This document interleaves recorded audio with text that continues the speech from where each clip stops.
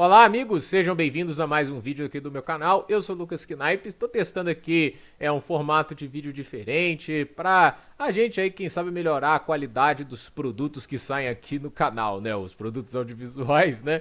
Assim podemos dizer, modéstia à parte. E a gente vai fazer aqui, né, tipo, análise da 15ª rodada da Premier League, né? Porque eu só fico olhando para a tela do celular e tudo isso, né? Acaba não sendo a melhor maneira de mostrar. Eu acho que desse jeito vai ser mais explicativo, vai ser melhor. Eu vou tentar fazer o máximo que eu puder. Eu não posso garantir que eu vou conseguir fazer isso o tempo todo, né? Mas é uma tentativa. Espero que vocês gostem. E é claro, eu conto com a presença de vocês, mas é claro que vocês deixem o like, se inscrevam no canal, compartilhem o vídeo.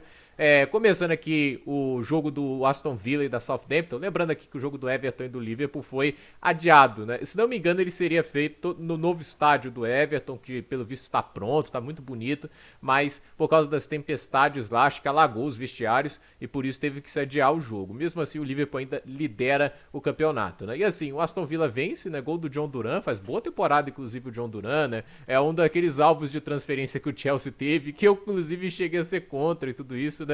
Mas assim, toda vez que a gente é contra algo, os caras tendem a jogar melhor, né? E a gente vê um Aston Villa que não tá lá jogando aquelas maravilhas. A Southampton é o time mais frágil da Premier League, a meu ver. Eu acho um time que tem suas virtudes, tem suas qualidades, mas se a gente para pra pensar, né, e deu uma reiniciada na página, né, mas é o que acontece, né, a gente tá testando aí, vai ser desse jeito, meu computador não é um dos melhores, mas se você apoiar o canal, talvez um dia eu consiga comprar um melhorzinho, né.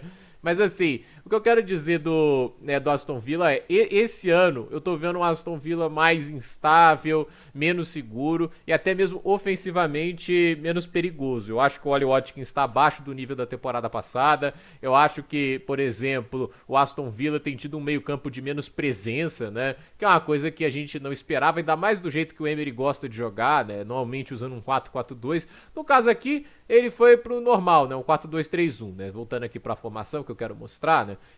Ele foi pro 4-2-3-1, o Diego Carlos e o Paul Torres fazendo a dupla de zaga, o Ian Maatsen já é meio que o lateral titular, aí o Southampton usando essa linha de 5, né? Eu não consigo gostar dessa ideia do Kyle Walker-Peters jogando de zagueiro, ele é um jogador mais pro lado, né? Ele ser preterido pelo Manning pra mim não faz sentido, mas é meio que o desespero pra tentar dar mais segurança defensiva que a Southampton faz, é o que o Russell Martin tenta, mas ainda não consegue, né? O Watkins veio do banco para substituir o Duran, né? A gente vê ali algumas escolhas, né? O Digne, o Ross Barkley, o Troy Mings virou banco, a Amadou, o Onaná também, né? São escolhas que o Unai Emery faz, e hoje a dupla titular tem sido o Boubacar Kamara e o Tielemans, que até, assim, podem dar mais opções ofensivas, mas não sei se tanta segurança,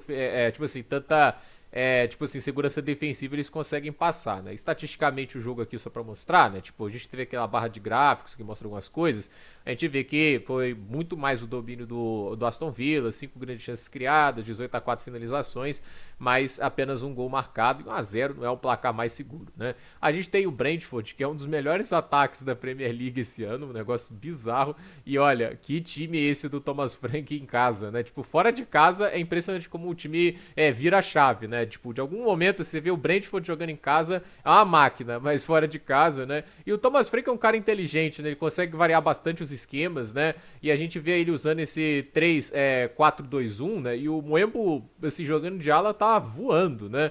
E assim, o Newcastle é um time instável. Eu acho que a dupla de laterais é muito jovem e muito instável, tanto o Valentino Livramento e o Lewis Hall. E o meio-campo tem sido pior nessa temporada, né? Menos controle dos jogos, né? A gente tá vendo um Joelinton abaixo nessa temporada, o Sean Longstaff. E assim, né? O ataque talvez seja a melhor notícia, né? O Isaac é bom demais, o Harvey Barnes também, o Jacob Murphy. A gente vê aqui que o melhor momento do time, assim, a melhor fase desse time do Newcastle é essa linha de 3 final. Mas assim, de resto a gente vê um time mais instável, né? E 4-2, né? Tipo, tomar 4 gols não é legal, né? Ainda mais da maneira que o time se propõe a jogar, né? Tipo assim, você vê que até teve mais finalizações e tudo isso, mas defensivamente muito exposto para sofrer 4 gols de 1.23 gols esperados, né?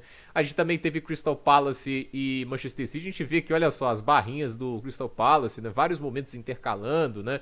Há um momento aqui que a gente vê que até o City domina um pouquinho mais, né? Mas ainda assim, é aquele negócio, é que a gente fala da falta de controle dos jogos, né? O City não vai controlando bem as partidas e acaba abrindo brechas ali para que o adversário consiga levar perigo. número de finalizações iguais, né? O número de gols esperados muito parecido. Tipo, não é pra ser times de nível parecido nesse aspecto, entende? A gente tá falando de um Crystal Palace que perdeu peças importantes, entre elas o seu melhor atacante, o Olise, né? A gente tá vendo aqui que mantém os 3 zagueiros, né? O Oliver Glasner, né, o Chalobah, o Lacroix e o Guerri, né, e assim, né, o Munhoz e o Mitchell de alas, né, eu não acho os melhores, por mais que o Munhoz tenha feito um dos gols, né, mas assim, esse trio de ataque pra mim tem sido a grande decepção, tanto o Mateta, o Eze e o Sá estão produzindo aquém do esperado. E do lado aqui do City, eu não entendo a ideia do Guardiola de fazer esse trio de meio campo, né, peço desculpas pela moto fazendo discurso de ódio, né, mas não sei se vocês ouviram, o microfone às vezes abafa um pouco, mas assim, né, o De Bruyne é o atacante aqui, né? Não, o meio atacante. Aí você tem Bernardo Silva e Gundogan jogando mais recuados, tipo Matheus Nunes de ponta. Eu não consigo entender essa ideia, né? E aí o Rico Lewis expulso, né? Isso é obviamente uma péssima notícia. Kyle Walker tá numa temporada péssima de zagueiro, de lateral, né? Tipo, não ia jogar nessa posição, obviamente, mas assim, tá muito abaixo, né? E assim, o time tem explorado opções e foi pro Ortega no gol dessa vez, né? Parece bem perdidinho o Pepe Guardiola e o time não vem rendendo aquilo que se espera. A gente também teve o Nottingham Forest vencendo o Manchester United, né? O United até tem mais presença no ataque, mas é aquele negócio, né? Um time que ainda sofre bastante com a falta de segurança defensiva. Você vê que até finaliza mais, né? Tem 17 alvos de finalizações, as grandes chances também são melhores, mas é aquele negócio, sofrer 3 gols de 0,83 gols esperados é péssimo, né? E aí a gente vai aqui pra formação, né, para você ver aqui a ideia do jogo. O Rubem Amorim já mudou pro 3-4-2-1 e aqui o trio de zaga, né? O Yoro é um cara muito jovem, muito potencial, mas ainda tá trabalhando para evoluir, né? O Matthias de Ligt para mim é super estimadíssimo, um zagueiro que teve aquele momento no Ajax, mas em todo outro clube grande que ele teve, Juventus, Bayern de Munique, para mim é uma grande decepção. Eles prometiam ser o grande zagueiro geracional e não é. E aí tem o Lisandro Martinez também. Assim, né? Ele é baixo demais pra ser zagueiro. Eu acho assim, eu sei que tem muita gente que fala assim, o Condé também é baixo e ele compensa isso, né? Mas o Condé tem sido usado mais como lateral, né? Eu entendo que até tem alguns zagueiros, tipo o Thiago Silva não é lá o mais alto, né? Mas sei lá, o atleticismo desses caras, a impulsão. O Lisandro Martinez tem isso. Toda jogada pelo alto ele é superado com facilidade, né? E a gente tá vendo aqui o Diallo e o Dalot sendo os alas, né? O Dalot não é um grande ala. O Diallo tá se esforçando bem, mas ele é um ponta mais do que um ala. E assim, é aquele negócio, quando você tem um ponta mais do que um ala, ele vai dar mais menos apoio à defesa e o Yoro acaba sendo mais exposto, né? E aqui, o meio-campo eu acho legal a ideia do Kobe Mainoo e do Ugarte, mas assim, o Bruno Fernandes, Garnacho, né? O Garnacho pra mim ainda tá jogando muito mal, ele dribla mal, né? Tipo, ele tem 21% apenas de sucesso nos dribles que ele tenta, é uma das piores taxas da Premier League. O Haaland até faz um gol, mas perde outros, né? O Onaná muito mal no jogo. E do outro lado a gente tem aqui o time do Forest, né? Longe daquela ideia do Steve Cooper de improvisações idiotas, a gente vê um time escalado da maneira correta, né? O Murilo de zagueiro, aí o Nico Williams e o Laína certinhos aí de laterais, né? E assim, o time é bem escalado, bem organizadinho e tem funcionado muito bem. Então, assim, é um time bem eficiente, esse time do Nottingham Forest. O Arsenal acabou ali empatando em 1-1 com o Fulham, né? É aquele tipo de jogo que frustra, né? 12 finalizações a 2, 4 grandes chances e 0 do Fulham, mas acabou 1-1, né? O Raul Jimenez conseguindo marcar o gol do Fulham. E assim, no lado do Arsenal, a gente viu ali o gol do Saliba, mas o ataque, assim, sinceramente, né, eu não tenho um grande artilheiro, né, eu gosto do Trossard, do Saka, são jogadores fantásticos, mas a questão é que, assim, o Havertz não é o centroavante de referência, ele dá até assistência pro gol, isso é legal, né, mas assim, tem que ter um centroavante o Arsenal, porque esse é o tipo de jogo que o centroavante desempata, então é um time que tá, a meu ver, até um passo atrás da temporada passada em nível de futebol jogado. A gente teve o Bournemouth virando contra o Ipswich Town, né? O time do Maquina até começa bem o jogo, né? O Chaplin marcando o gol, mas depois o Nau e o Quatara conseguiram os gols da virada, né? E assim, esse time do Yarola é bem treinado, é bem organizado, a gente vê isso, né? 5 grandes chances contra uma, 3.28 expected goals, né? Tipo, de gols esperados contam por 32. É um nível de futebol bem alto por parte aí do Bournemouth. É um time organizado e chato de enfrentar. A gente também teve Brighton e Leicester. Olha, o Ruud van Nistelrooy já tá começando a ter um pouco de impacto, né? Tipo, o time do Brighton parecia estar com a vitória na mão, né? O Lamptey marcou o primeiro gol, né? De ala pra ala, né? O Estupiñán e o Lamptey. E a gente teve o Minté marcando o segundo, porém o Vardy conseguiu ali, no final, desequilibrar a partida. Um jogador histórico, o Jimmy Vardy, né? Com a idade que tem, ainda tá tendo esse impacto de Premier League, gol e assistência fundamental pro empate, né? Tem que dar os créditos pra ele. E eu acho assim que a gente já vê um time um pouco mais coeso, olha só, mais chances de gols aí criadas, um ataque mais efetivo com o Ruud van Nistelrooy. Assim, o Brighton finaliza mais, é uma equipe mais pronta também, né? E o Leicester, dentro das limitações que tem, acho que tá fazendo um campeonato inglês agora, né? Acho que tem a possibilidade de melhorar, ainda mais agora que o Steve Cooper saiu. E assim, né, a gente vê do outro lado ali o time do Brighton, né? Tipo, o João Pedro jogando de 10, foi uma ideia interessante, né? Mas eu gosto mais dele de 9 do que o Ivan Ferguson. Mas vamos ver, né? Tipo, tem que testar as coisas também. O Brighton é um time que tem que sempre ficar se estruturando, porque dificilmente segura seus melhores jogadores. A gente teve Chelsea e Tottenham, né?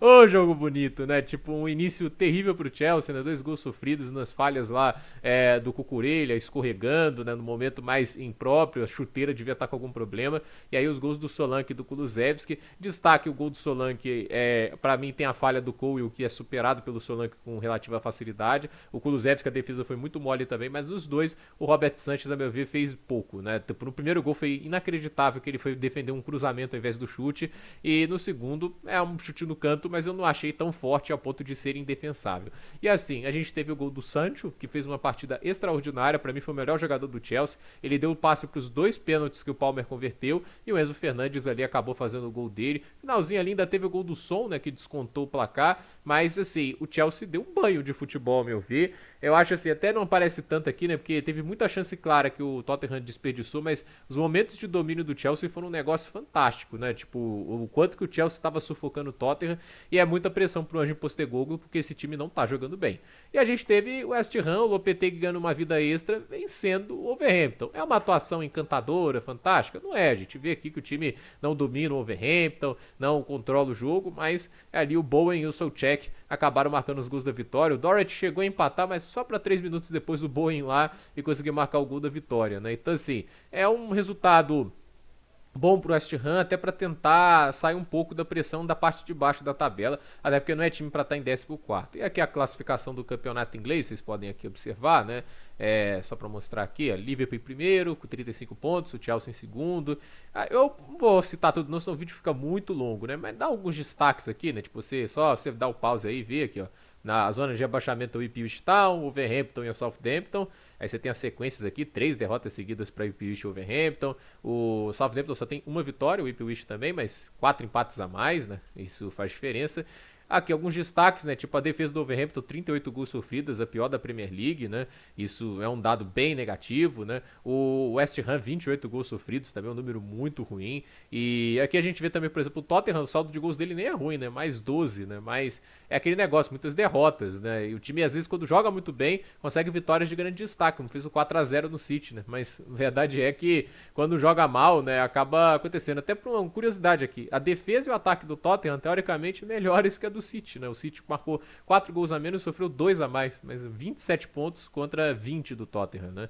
E o destaque também, o United em 13º, mais derrotas do que vitórias, apenas mais um de saldo, né? Ano passado, inclusive, teve saldo negativo, né? Aqui na parte de cima da tabela, os 3 times que vêm se destacando mais, né? Até pelo saldo de gols é uma boa referência para isso, né? O Arsenal com 29 gols marcados, 15 sofridos, né? Tipo, é o mesmo ataque do Liverpool, mas uma defesa pior. O Chelsea tem a pior defesa dos 3, porém, por outro lado, tem disparado o melhor ataque, 35 gols. Outro destaque aqui, ó, com 31 gols, tem o segundo melhor ataque empatado, é o do Tottenham e o do Brentford, né? O Brentford muito bem. Óbvio que a defesa é a pior dos 13 primeiros, mas de qualquer maneira o ataque compensa, porque assim, o Brentford marca mais gols que City, Arsenal, Liverpool, então impressiona bastante. E o destaque pro Nottingham Forest, né? Porque tá ali na 5ª posição. O que eu falo da Aston Villa tá pior, porque a posição de tabela nem parece tanto, mas o saldo zerado, né? 23 gols sofridos, não é uma boa defesa, o ataque já foi melhor, ainda mais comparado à temporada passada, né? E é claro aqui, só para citar, gols marcados, né? Para dar aqui o artilheiro, esperar carregar. O Mohamed Salah artilheiro com 13 gols, Haaland tem 13, Palmer tem 11, Chris Wood tem 10, né? Aí aqui alguns destaques, né? O Watkins que eu critiquei tem 7 gols e 3 assistências, não tá tão mal assim, né? Tipo, eu falei aqui, né? É que assim, eu visto ele menos protagonista, às vezes acho que joga muito bem, mas tem horas que não joga tanto assim, né? E ele tem perdido mais chances, né, do que o normal, né? E a gente vê aqui outros, né? O Madueke também, ó, marcou gol em 3 jogos, né? Tipo, é disso que eu falo, né? O Madueke só tem 5 gols e tem 2 assistências, né? Mas a gente vê assim, foram poucas as partidas que ele realmente se destacou. Mas um saque também pro Alex Iwobi, né? 5 gols, 3 assistências, tá jogando muito bem. Uma baita contratação por parte também do Fulham, pro preço que foi, né? Tava lá sendo desperdiçado dentro do Everton, né? Nas assistências, o Saka, impressionante, né? 10 assistências, Mohamed Salah 8, Palmer 6. Destaque também para o Amad Diallo, né? 6 assistências, está sendo um ponta bem útil para a equipe, né? E assim, aí tem alguns outros nomes, né? Dwight McNeil, o João Pedro, Tavernier. Então assim, tem alguns nomes interessantes. O Tielemans também, muito bom, ganhando mais espaço nessa temporada, né? Então, isso. E a próxima rodada da Premier League, né? Só para citar aqui, ó. A gente coloca... Eu acho que é só fazer isso aqui, né? Isso mesmo. E a gente vai ter o quê? Arsenal e Everton, Fulham e Liverpool, Newcastle e Leicester, Ipswich Town e Wolverhampton, Forest e Aston Villa, Brighton, Crystal Palace, Manchester City, Manchester United, clássico de Manchester, Chelsea, Brentford, Southampton e Tottenham, e Bournemouth e West Ham. Então, a ver o que acontece aí nessa próxima rodada, que acontece no dia 15, 14 e 16, né? Então, gente, por esse vídeo é isso. Dúvida nos comentários, deixe seu like, se inscreva no canal, compartilhe esse vídeo. Espero que gostem do vídeo e até a próxima.